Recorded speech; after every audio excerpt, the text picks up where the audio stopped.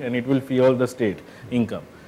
SME in Gujarat, I think, has been quite successful, especially in textiles, plastic, because of the downstream processing plastic units, as well as in pharma. And there could be sector to sector difference between SME. In certain sectors, they cannot enter because of high capital investment or the technology which is needed to process those industry is very high, where SME cannot be there. But the industry which was low end, easy to enter, and less technological barrier as well as investment barrier, I think SME in Gujarat has prospered very well. And I take Pankaj's view very clearly that we need to see how many people SME has employed and compare it with large scale. A refinery will not have more than 2,000 people. That's correct. Okay, and a 4 power loom, just 4 looms, they would employ 4 people. So it's huge number SME can employ. They cannot go for high technology. So they have to be more labor oriented. Intune generates more employment. Okay. As far as skills are concerned, definitely it's a issue not only in Gujarat but all over India. We need, now all our machines are PLC controlled, little electronics are there in all the machines. The people, the worker, we expect them to be at least understand English and operate those PLC. So in-job training, on shop floor training is must for any industry to recruit the people. In Gujarat, the major problem is our employers or our workers are well off. They are not the only employer or bread earner in the family. So generally he has an option, and that's why more absenteeism, lack of people eager to work, because there are 2 or 3 people within the family makes a business, not only by a job, but maybe some other activity, small activities. And that's, I think, really an issue to get a local people, and we have to get people from other states which are less so fortunate. Okay, okay. Do you think the issue was raised by Mr. Vandrewala on the migrant labor? Is that a concern, you think? Is that a problem? It is a fact. In Gujarat, if you need 3,000-4,000 people today in one single unit, you need to get labor from different nearby states or the people who are willing to migrate. Okay. But this is bottom layer we are talking about. But it is must, needed. And at a higher level, industry is going to go for the best possible person who can do that job. A CFO, I am not going to look for Gujarat or Maharashtra or anywhere. I'm going to get a best person who can do that job. Okay, okay. So I don't think there is a comparison there, but at the worker level, definitely migrants are necessary. And there is a thing. Sorry if I may interrupt. Yeah. It's a panel discussion. Sure, absolutely. You know, we've got to change our mindset about SMEs. We still think of it as labor intensive. They are not. If you look at Germany, they are high on R&D, high on innovation, high on technology. The employment comes because there are several of them, not because one unit employs lots of people, but there are several units. And I think Gujarat is well poised to teach the rest of India what SMEs should be and what they can do. Follow the German model, you say? Yes. Okay, there's a good point well made, yeah. Just add another point. Sure. See, I think this a discrete form of taxation or support that above a certain size you lose it all is fundamentally not a good idea. I mean, there must be continuity in the, you can start reducing the extent of support as you grow bigger, or, because, okay, that money is more deserved to other startups. I think this is a fundamental issue in the approach to supports and taxation and, Can I respond to that? Yeah. Japan experimented with this in 1960s and 70s, where they had a scheme that as you grow bigger, they started reducing the amount of support. Now, and then they found out that after 10 years, they had wound up with the same kind of problems, that it was the gradual approach. It didn't help them. Then they did another thing. They did exactly the reverse. Really? As you grow bigger, you got more incentives. And that is the history of Sony and Mitsubishi and all these people. Of course, there was Meiti and all that, but the incentive scheme in Japan was contrary to expectation that you feel is likely to work. They experimented with it. And then they cut off the incentives when they had already become too mature, that a couple of crore, equivalent of a few crores here or there made no difference. But if you ask Pankaj Bhai, there is a 5 crore incentive from government, it's not going to make him change a decision. Japan was an export economy, so maybe that was the reason. So, no, I know, but it is something that it is the mindset of the entrepreneur, and this is cultural. I don't think you can impose the same thing. You know, like transposing, you know, Yeah. you can aspire like Germany as a model that, you know, industries with 300 people, 500 people, 300, 400 crores, R&D, innovation, product design. I give you an example typically. In the whole of India today, we don't produce pumps which are cryogenic. So for all gas pipelines, we make thousands of pumps in India. But for all low temperature gas pipeline projects, which are also booming today, every pump is being imported. There are 3 manufacturers who have just recently started. 2 of them are agencies and 1 with his indigenous technology. The question is, how do we encourage more and more of our SMEs to do this value addition leap? Because with the same amount of steel and raw materials, they produce a product which is 4 times the revenue generation. The point that he's making, Yeah. innovation, R&D, special niche applications, and that's a transformational requirement. I don't know whether it's cultural or it can be incentivized merely by money. That's a But the good point. quality of life of a worker who is working in SME in Germany is really Well, one thing we all know, the government should get out of it. yes, yeah. I think that's very clear. In this brief time, we have covered a couple of issues. We have looked at whether the government's focus has changed. We have looked at the focus on SMEs. We looked at the skill shortage, the labor issues. Now, let me come to the final part, and before we throw it open for people questions from the floor, we would like to look at 2 connected issues. One is there a labor problem, and can that be a constraint at some point in time? Today you may not have a labor problem apparently, but is that a time bomb ticking, whether it's because of free mobility of labor from other states? That's one issue.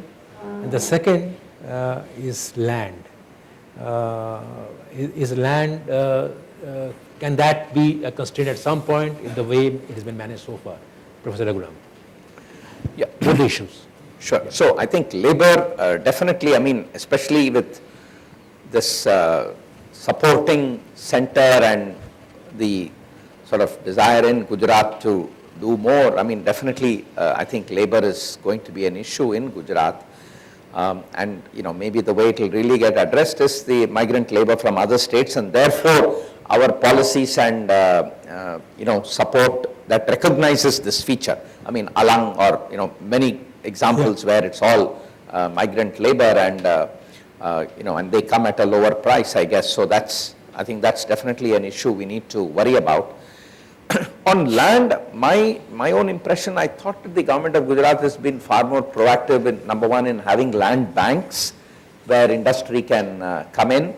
And number two, I think if we look at the coastline and take advantage of that, actually compared to many other states where population is right on the coast, I think Gujarat, I mean, because of large brackish water and, you know, there is lots of land which can be developed for industry. So I think, and coast from a logistics point of view is very good.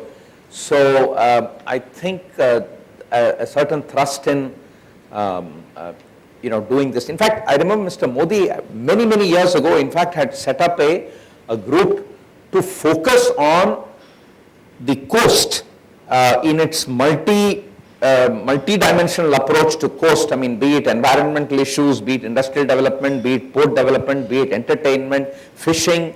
But you know, we met, I was a member of that, we met a couple of times, and after that, I don't know, the push was not there. But anyway, I think land along the coast is another huge opportunity that Gujarat has. Yeah, that's right. Mr. Pankaj Patel, what's your view on this, both land and labor? So with respect to the labor, labor issue could be always there for any industry, anytime. It depends upon how do you manage your labor and how do you do it. But generally, in past history of so many years, if you see, Gujarat had a good track record of labor relationship. I think right. it's also because of the labor in Gujarat and also the employers in Gujarat. Both put together is collectively is there. The question is the environment today in a situation where we would foresee some problems? I don't think so. You don't see the wages can be an issue at some point? Rising aspiration? Obviously, because that's when the growth happens, see that there's going to be a higher aspiration by labor, and I think that's a part of the whole development. And I think we're all doing this as some, I think, Yeah, sure. we talked about quality of life. I think Yeah. it's ultimately they are also looking at quality of life. So then obviously this is going to happen. But I think entrepreneurs in Gujarat are not averse to that. So that's Sharing not a- more with the- sharing more with the labor. I don't think that's an issue. We see, and I don't think we see there is more practicality in labor handling in Gujarat than anywhere else. I would find, and we do not see that things kind of a labor problems. What we talk about would be a kind of a reality in Gujarat in foreseeable future. Anything can happen. At the same time, you cannot deny that. But I do not see that happening. Coming to land, I think land, there are two points to the land. One is, yes, for a large project, land banks are available within the state, which state government has proactively been working on it. There are a lot of areas which are barren, some coastal area and some desert area where a lot of things can be done without much problem. And I think the land policy which Gujarat, the land acquisition policy which Gujarat has, is more innovative and much better, where every stakeholder is taken care of, and even if there is a requirement, land can be done. But given that all, land is still a kind of a challenge for anywhere, in the country, as in Gujarat. And I think unless there is significant effort done in terms of creating land banks or creating land reforms, which would ultimately support provision of more land for industrial development, more land for agriculture at the same time, is going to be quite a challenge in time to come, because we have limited land, and ultimately land is always going to remain a precious resource. Mr. Amit Patel, just one question, let me rephrase it a bit for you, since you're in a different kind of industry. Why is it that, why do you think Gujarat may not see the kind of land acquisition problem that many other states have seen, or the kind of labor problems that other states have seen? Why do you think it will not happen? Because general view is this, that Gujarat has been a very peaceful, accommodative state as far as these two issues are concerned. Why do you think it has happened so far, and why do you think it will remain like this? See, I'll start with our own experience. We have been operating in Gujarat since 107 years. Right. And till date, we have 2.5 days spoiled because of labor unrest. 2.5 days in 107 years. And why were those 2.5 days lost? And our average employment today exceeds 4,000 at one location. So it's a large, and there was a few misunderstandings. Okay. In Gujarat, I think the workers are little docile by nature. Our labor unions are willing to sit on the table, discuss, they can understand. Entrepreneurs in Gujarat, the owners, the promoters, whatever name we give them, are also very willing to negotiate and talk with the labor unions, keeping their demand at a reasonable level, or making sure that the upliftment of laborers is taking place continuously. So skills as well as monetarily. That's, I think, one of the fundamental reasons that Gujarat has seen very little unrest. I also would say that our people have again a multiple source of income, the labor. That is also helps them. If there is a sudden closure in one particular industry, we need to understand in 70s and 80s, Ahmedabad especially had suddenly 70-80 mills were closed and nationalized. And there was huge labor unrest in Ahmedabad. But then they had other options to go, especially pharma industry at that time started picking up, and a lot of people started having jobs in other industry. So as long as the state remains vibrant, investments keeps on coming into the state, this kind of labor unrest can be tackled very easily. Going forward, about land acquisition is definitely going to be a big challenge. We have too many people, too little land, and industry need to have special zoning, which India doesn't do. I think the best example would be China, where they created a special industrial zone. So nothing else than existing, whatever you are doing can be turned up in that particular zone. And that means kind of a acquisition of the land, but it gives more market determined price is that a landowner can sell it to an industrialist, the land, but cannot sell it to a other sector. So basically by creating those special zones, government can facilitate the land acquisition. But I think every industrialist in India would talk about land, buying a private land and starting a business is a huge cost, as well as entire capital goes into it, the starting capital into land investment, and it is risky because you don't know you are going to get those clearances after you acquire the land. So it is definitely has to be eased up, and I think it's a big challenge for even government to do it. That's right, that's right. Mr. Vandra, let me come to you. The sense I'm getting from this side of the panel is that both land and labor are not really going to be a big issue, but I don't get a sense that it is not an issue because of good policies in place. It's because the Gujaratis are like that, because Gujaratis have other options, because the land is available still relatively easily. So it has happened, there is no problem so far in spite of the government not creating necessary superstructure for facilitating that easy environment in both the areas of land and labor. Is that a correct assessment, or if it's wrong assessment, please correct me? Or I think what is your understanding? going forward, the increased migrant labor will have an impact on the social fabric. So I think we've got to look at it in a more holistic way, not in terms of just skills available for industry, but what it does for society. And I think that will have an impact, not necessarily a positive impact, because cultures will change, the social fabric of the community will change. So that certainly needs to be looked at. In terms of land, I think if you look at the central, one is guided by that, and hopefully there will be changes to Changes in make that, it more adaptive and requirement. Certainly the farmer